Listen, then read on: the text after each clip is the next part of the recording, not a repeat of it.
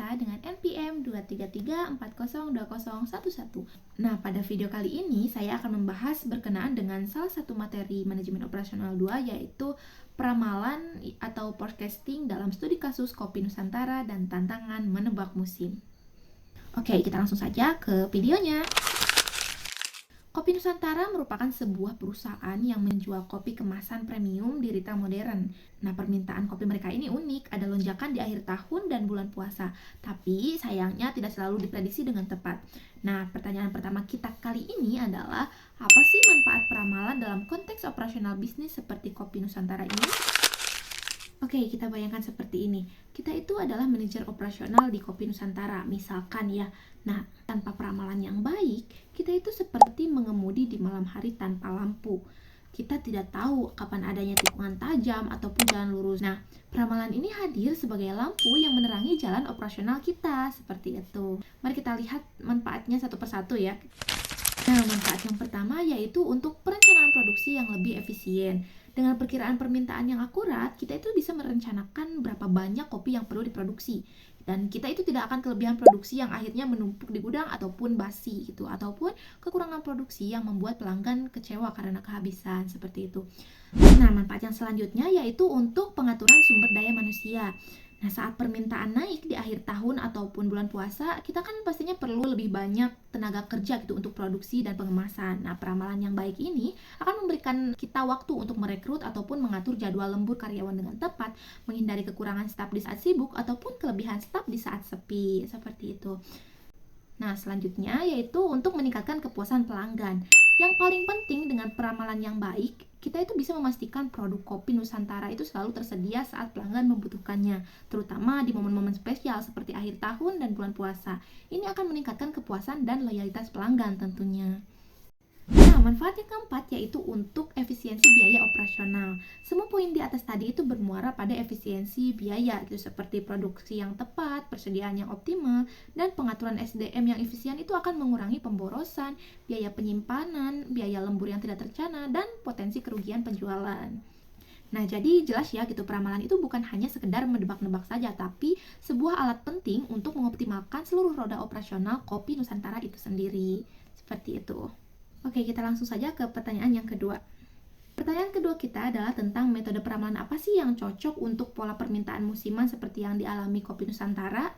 Kita tahu ada lonjakan di akhir tahun dan bulan puasa, tapi polanya tidak selalu sama setiap tahun. Kuncinya adalah menggunakan metode yang menangkap pola-pola tersebut.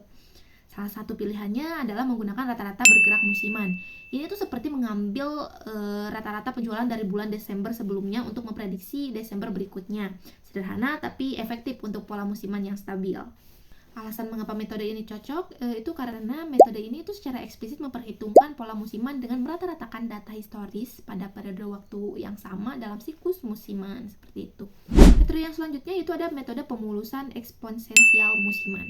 Metode ini sedikit lebih canggih. Selain melihat rata-rata historis, ia juga memberikan bobot yang lebih besar pada data permintaan terbaru. Alasan mengapa metode ini cukup cocok karena metode ini mampu menangkap level, tren, dan musiman dalam data, serta memberikan bobot lebih pada observasi terbaru sehingga lebih responsif terhadap perubahan pola musiman, seperti itu. Jadi, jika ada perubahan tren musiman, peramalan akan lebih cepat menyesuaikan diri. Nah, metode yang selanjutnya yaitu metode dekomposisi deret waktu atau time series decomposition. Metode ini mencoba memecah data permintaan menjadi beberapa komponen, seperti tren jangka panjang, pola musiman yang berulang, fluktuasi siklus, dan elemen acak.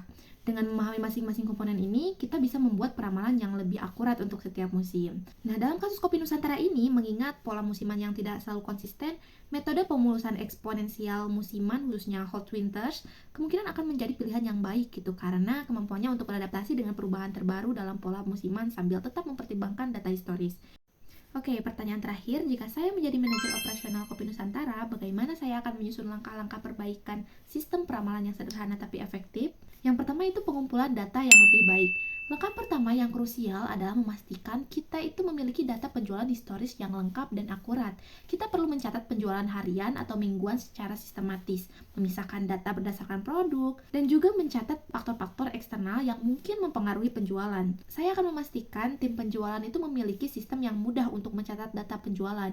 Mungkin kita bisa menggunakan spreadsheet sederhana di awal, tapi yang penting datanya terstruktur dan mudah untuk diakses. Nah, langkah kedua yaitu pemilihan metode yang tepat dan uji coba.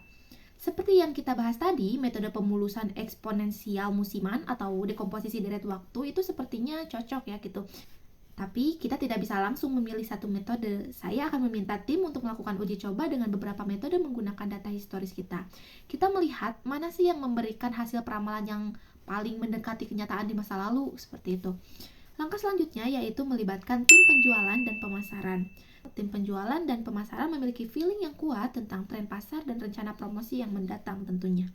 Saya akan mengadakan pertemuan rutin dengan mereka untuk mendapatkan insight kualitatif yang bisa kita masukkan ke dalam peramalan kuantitatif kita. Misalnya, mereka mungkin tahu ada kampanye promosi besar di bulan puasa tahun depan dan tidak tercermin dalam data historis. Dan langkah selanjutnya yaitu evaluasi dan penyesuaian rutin. Peramalan bukanlah sesuatu yang kita lakukan sekali lalu selesai. Kita perlu terus memantau akurasi peramalan kita secara berkala, setiap bulan atau setiap kuartal.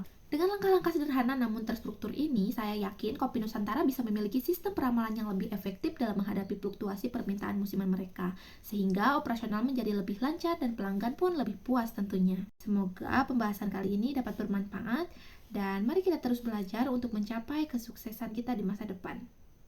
Audio Jungle.